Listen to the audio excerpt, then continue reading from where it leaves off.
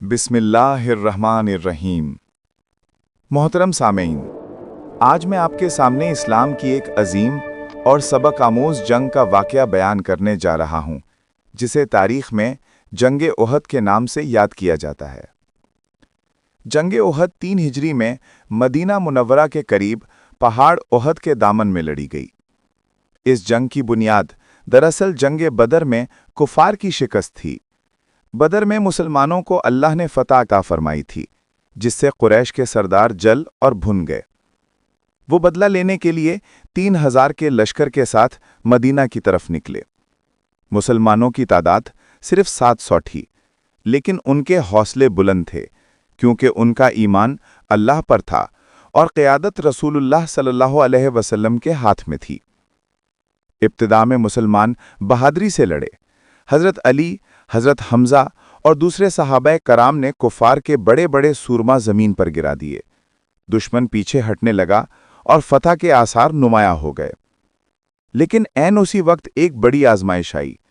रसूलुल्लाह सल्लल्लाहु अलैहि वसल्लम ने 50 तीर अंदाजों को पहाड़ के दर्रे पर खड़ा किया और हुक्म दिया था कि तुम अपनी जगह ना छोड़ना, चाहे हमें जीत हो या हार। लेकिन जब मुसलमान माले गनीमत इकट्ठा करने लगे तो कई तीर अंदाज अपनी जगह छोड़ गए। दुश्मन के मशहूर सिपा सालार खालिद बिन वलीद, जो उस वक्त तक ईमान नहीं लाए थे, मौका देकर घुड़सवारों के साथ पीछे से हमलावर हो गए। यकायक मुसलमानों पर हालात पलट गए, सफ़ें बिखर गईं, बहुत से सहाबाए कराम शहीद हो गए।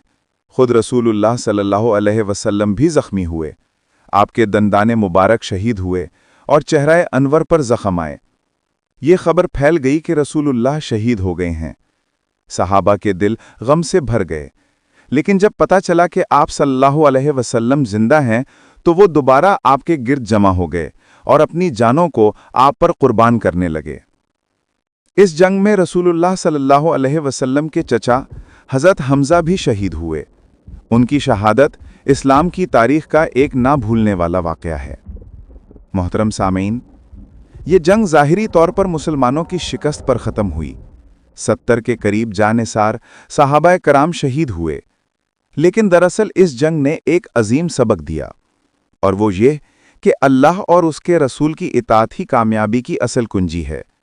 अगर हुक्म अदूली हो तो नुकसान उठाना पड़ता है, चाहे नीयत अच्छी ही क्यों ना हो।